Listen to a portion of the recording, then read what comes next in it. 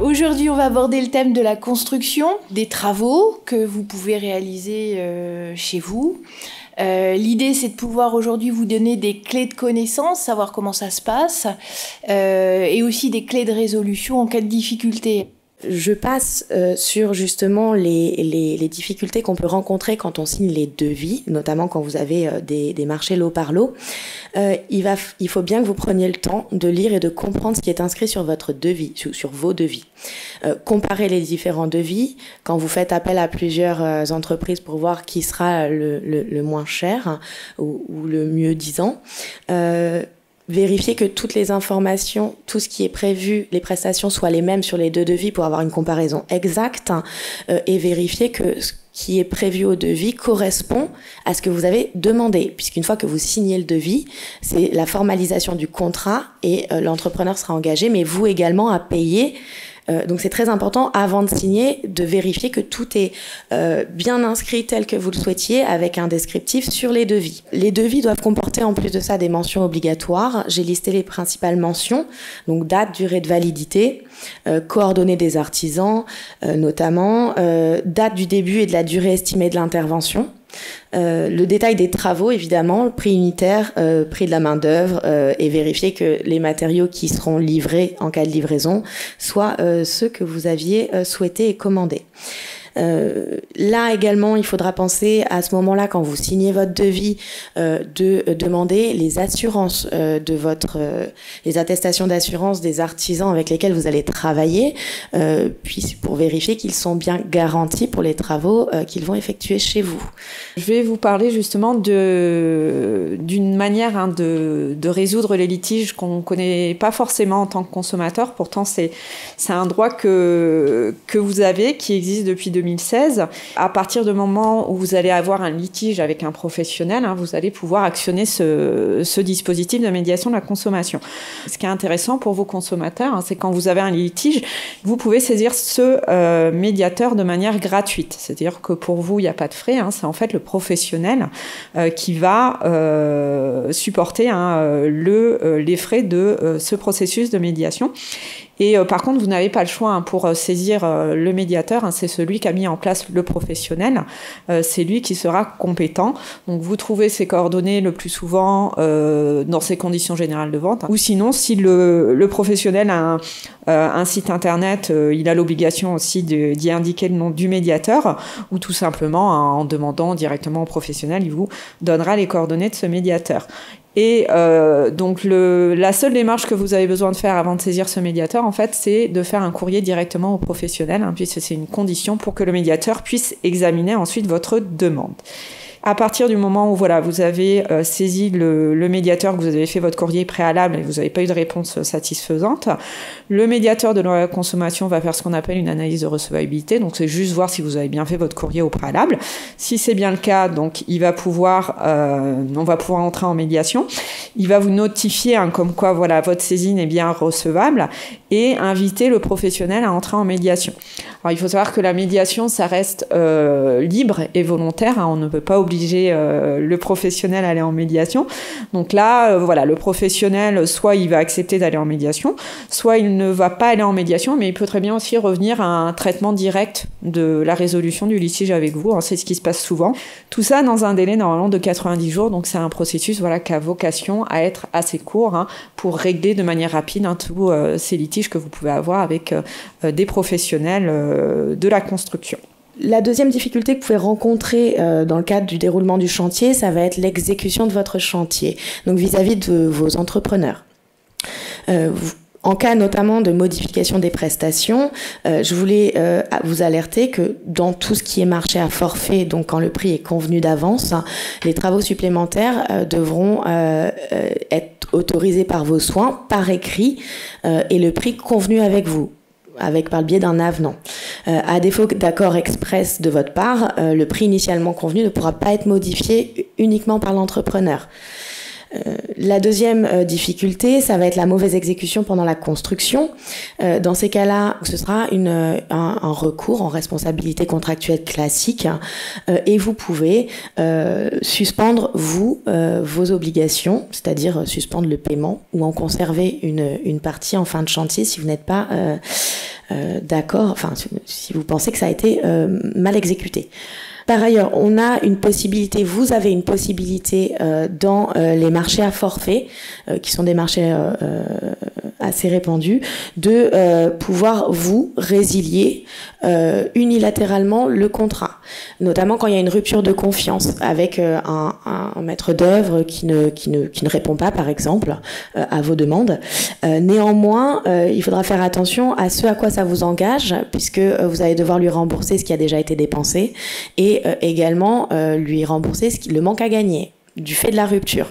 Donc il faudra faire attention à ça avant de prendre une décision. Ensuite, s'il y a des difficultés, là encore, la démarche amiable est toujours préférable pour essayer d'en sortir rapidement. Et à défaut, vous pourrez solliciter en justice la résolution de votre contrat et des dommages et intérêts ou la reprise des désordres qui ont été vus en cours de chantier. Vous pouvez également avoir des retards d'exécution. Dans ce cas-là, soit il y a un délai qui est prévu et le retard sera calculé à partir du délai prévu, soit dans un délai raisonnable. L'entrepreneur pourra être condamné à poursuivre les travaux, rembourser les sommes versées ou des dommages et intérêts dans le cas du retard. Et les pénalités de retard dans le cadre des contrats de construction de maisons individuelles sont déjà prévues au contrat. C'est pour ça que c'est protecteur pour vous. Si là vous n'avez pas d'exécution du tout, c'est-à-dire que l'entrepreneur prend un acompte et ne vient pas faire les travaux, vous avez également des solutions, notamment une mise en demeure et ensuite demander à ce qu'un autre entrepreneur fasse les travaux à sa place et à la charge du précédent entrepreneur et également demander une indemnisation pour l'abandon de chantier et tous les préjudices consécutifs que ça pourrait vous causer. L'idée de la médiation, c'est vraiment d'échanger, de retrouver en fait un dialogue et de chercher une solution qu'on appelle gagnant-gagnant, c'est-à-dire qui soit satisfaisante pour tout le monde. Lorsqu'on est en médiation conventionnelle, les frais de médiation là vont être partagés en fait entre les parties. Et l'avantage d'une médiation, c'est justement ce partage des honoraires et normalement une résolution rapide, puisqu'une médiation va pouvoir se dérouler en quelques mois. L'intérêt aussi de la médiation, c'est qu'on peut vraiment faire participer toutes les personnes impliquées et sachant qu'on peut aussi être accompagné toujours en médiation par ce qu'on appelle nous des sachants, c'est-à-dire des avocats tout simplement ou des experts qui vont venir aussi apporter des éclairages juridiques ou techniques par rapport à la difficulté rencontrée sur le chantier. On va aborder la question de la réception. Ce qu'on appelle la réception, c'est l'achèvement des travaux, mais avec une forme particulière. Donc on va voir ce que c'est que la réception. La réception est l'acte par lequel le maître de l'ouvrage déclare accepter l'ouvrage avec ou sans réserve. Ce qu'il faut entendre par réception, en réalité, c'est l'état des lieux des travaux. Ce qui va se passer concrètement, c'est que vous allez faire le tour de votre maison si vous avez fait construire, ou de vos travaux, ou de votre salle de bain si vous avez tout rénové, et vous allez faire un état des lieux.